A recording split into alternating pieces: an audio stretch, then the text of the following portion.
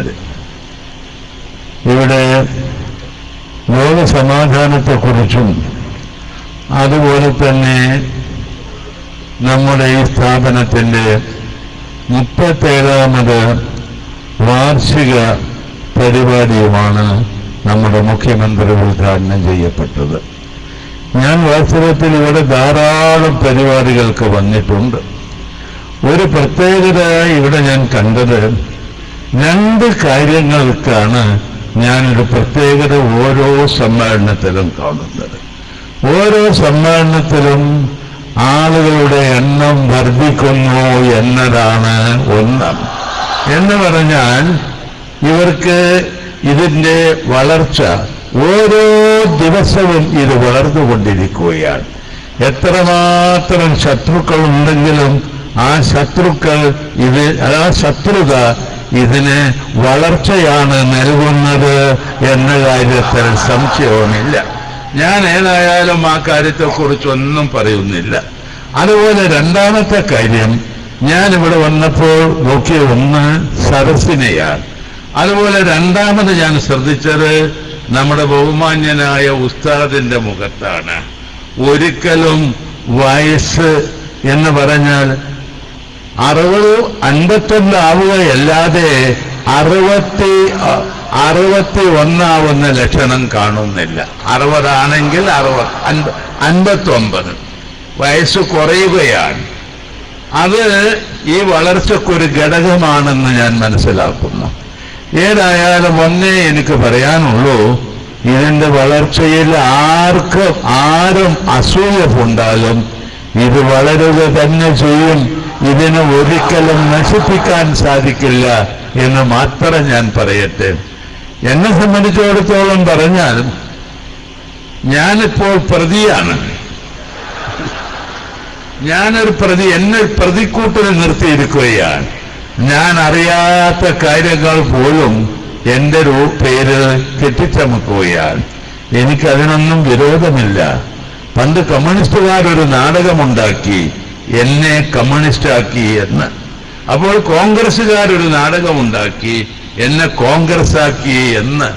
അങ്ങനെ എന്നെ കാന്തപുരത്തിന്റെ സംഘത്തിന്റെ ആളാക്കി മാറ്റുകയാണ് ഇപ്പോൾ ചിലരൊക്കെ ചെയ്യുന്നത്. ഞാൻ ഒരു കാര്യം ഞാൻ പറയട്ടെ, ഇതിന്റെ ഏറ്റവും വലിയ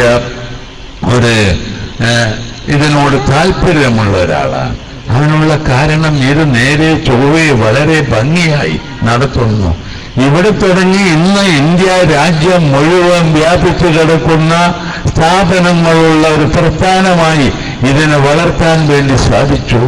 നമ്മുടെ ഉസ്താദിന് ഇത് ലോകത്തിലെ തന്നെ ഏറ്റവും വലിയൊരു സ്ഥാപനമാക്കി മാറ്റാൻ കഴിയും എന്ന കാര്യത്തിൽ എനിക്ക് സംശയവുമില്ല. കഴിയട്ടെ എന്ന് മാത്രമാണ് എനിക്ക് ആശംസിക്കാനുള്ളത്. പിന്നെ ഉസ്താദ് എന്നോട് പ്രസംഗം പോരാ, പണം വേണം എന്ന് പറഞ്ഞു. അതിന് നിങ്ങളെല്ലാവരും ഒന്ന് ചെയ്യണം. നമ്മുടെ ബഹുമാന്യനായ നമ്മുടെ പത്മശ്രീ യൂസുഫ് അലി സാഹിബിന് അള്ളാഹു വലിയ ഖൈറ് കൊടുത്തു. അദ്ദേഹത്തിന് വലിയ സമ്പത്ത് കൊടുത്തു എന്ന് മാത്രമല്ല, സമ്പത്തുണ്ടായാൽ പോരാ, അത് പാവങ്ങളെ സഹായിക്കാനുള്ള മനോഭാവം കൂടി വേണം. ആ മനോഭാവമുള്ള ഒരുത്തനാണ്, അതും അള്ളാഹു നൽകുന്നതാ, ഒരുത്തനാണ് യൂസുഫ് അലി സാഹിബ് എന്നുള്ള കാര്യം നിങ്ങൾ ഓർക്കണം. നിങ്ങളെല്ലാവരും കൂടി ഒന്ന് ഉയർന്നാൽ അതിൻ്റെ 100ൽ 1 ഭാഗം എനിക്കും ഉണ്ടാവും. അത് ചെയ്താൽ ഉസ്താദ് പറഞ്ഞ പോലെ ഉസ്താദ് ചോദിക്കുന്നത് ഞാൻ തരും എന്ന് മാത്രമാണ്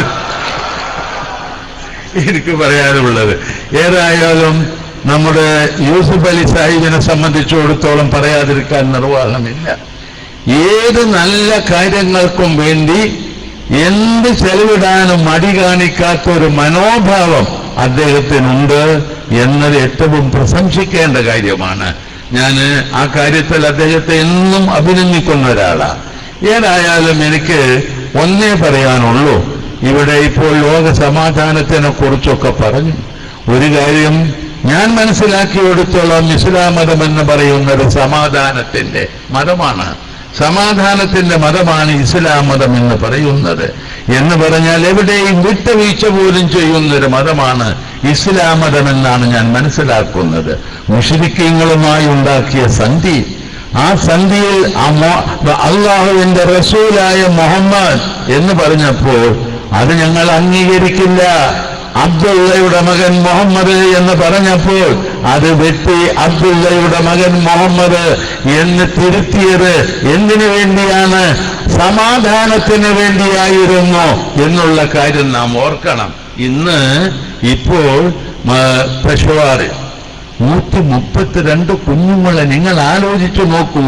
ആ കുഞ്ഞുങ്ങൾ 6 വയസ്സ് മുതൽ 18 വയസ്സ് വരെയുള്ള കുഞ്ഞുങ്ങളെ ഇതുപോലെ നിറയൊഴിച്ചു കൊന്നു കളഞ്ഞു. നമുക്ക് ആലോചിക്കാൻ വേണ്ടി സാധിക്കുമോ? അത് മതത്തിന്റെ പേരില. അത് ഇസ്ലാമിക ഭരണം വേണം, വടക്ക് പടിഞ്ഞാറൻ പാകിസ്ഥാനിൽ ഇസ്ലാമിക ഭരണം വേണം എന്ന് മാത്രമല്ല അർദ്ധ പവേഴ്സ് പൂർണ്ണമായി നൽകി അതൊരു രാഷ്ട്രമാക്കണം എന്നതിനു വേണ്ടിയാ. ഞാൻ ചോദിക്കട്ടെ, എവിടെയാണ് ഇസ്ലാം മതത്തിൽ എന്ന് പറഞ്ഞത്? ഇവരെ വാസ്തവത്തിൽ ഇസ്ലാമിനെ പുച്ഛിക്കുന്നവരാണ് എന്ന് മാത്രമല്ല ഇവരെ ഒരിക്കലും മുസ്ലിമീങ്ങളായി പോലും അംഗീകരിക്കാൻ കഴിയാത്തവരാണ് എന്നാണ് എന്റെ പക്ഷം. ഇസ്ലാം മതം മനസ്സിലാക്കാതെ സമാധാനത്തിന് വേണ്ടിയുള്ള മതത്തിൽ പിഞ്ചു കുഞ്ഞുങ്ങളെ കൊന്ന് ഈ രാജ്യത്ത് ഇസ്ലാമിന്റെ പേരിൽ കൊല നടത്തുകയാൽ ഇത് കാപട്യമാണ്, കാട്ടാളിത്തമാണ്. ഇതിനെ നമുക്ക് ഒറ്റക്കെട്ടായി എതിർക്കണമെന്ന് മാത്രമാണ് എനിക്ക് പറയാനുള്ളത്. ഒരു കാര്യം, ഞാൻ ഈ പ്രസ്ഥാനത്തെ സംബന്ധിച്ചിടത്തോളം എനിക്ക് ഏറ്റവും ഇഷ്ടപ്പെട്ട ഒരു കാര്യം ഞാൻ ഓർക്കുന്നു. നമ്മുടെ നാട്ടിൽ തീവ്രവാദം വന്നപ്പോൾ, നമ്മുടെ നാട്ടിൽ ഭീകരവാദികൾ വന്നപ്പോൾ അതിനെതിരായി ആദ്യമായി പ്രചരണം ജീപ്പ് ജാഥ, വാഹനജാഥ സംഘടിപ്പിച്ചത് ഈ ഇരിക്കുന്ന ഉസ്താദാണെന്നുള്ള കാര്യം നിങ്ങൾ ഓർക്കണം. ഞാൻ ഒന്നേ പറയുന്നുള്ളൂ, ഈ ഭീകരവാദമാണെങ്കിലും അതുപോലെ തന്നെ ഭീകരവാദമാണെങ്കിലും വർഗീയവാദമാണെങ്കിലും ഇതൊക്കെ നമ്മുടെ നാട്ടിനെ കൊല ചെയ്യുന്നതാ, നശിപ്പിക്കുന്നതാ. അതിൽ നിന്ന് പിന്തിരിപ്പിക്കാൻ ഏറ്റവും മുൻപന്തിയിൽ നിന്ന് ഒരു മുസ്ലിം പ്രസ്ഥാനമാണ് ഈ പ്രസ്ഥാനം, ഉസ്താദിന്റെ നേതൃത്വത്തിലുള്ള ഈ പ്രസ്ഥാനം എന്ന കാര്യത്തിൽ എനിക്ക് സംശയവുമില്ല. അതുകൊണ്ട് തന്നെയാണ് ഞാൻ ഉസ്താദിനെ ഇഷ്ടപ്പെടുന്നത്. അതുകൊണ്ട് അതാണ് പ്രധാനമായ കാര്യം. രണ്ടാമത്തെ കാര്യം, ഇത്രയും വലിയ ഈ ഒരു പാവപ്പെട്ടവരെ സംരക്ഷിക്കുന്ന ഒരു പ്രസ്ഥാനം ഈ ഇന്ത്യ രാജ്യത്ത് വേറെ കാണാൻ സാധിക്കുമോ? ഇതൊക്കെ കൊണ്ടു നടത്തുക എന്ന് പറഞ്ഞാൽ, ഇതൊക്കെ സംഘടിപ്പിക്കുക എന്ന് പറഞ്ഞാൽ, ഇതൊക്കെ മാനേജ് ചെയ്ത് മുന്നോട്ട് കൊണ്ടുപോകുക എന്ന് പറഞ്ഞാൽ അതൊരു പ്രത്യേക ശക്തി തന്നെയാണ്, കഴിവാണ് എന്ന കാര്യത്തിൽ എനിക്ക് സംശയവുമില്ല. ഒരു കാര്യം കൂടി പറഞ്ഞാൻ അവസാനിപ്പിക്കുന്നു.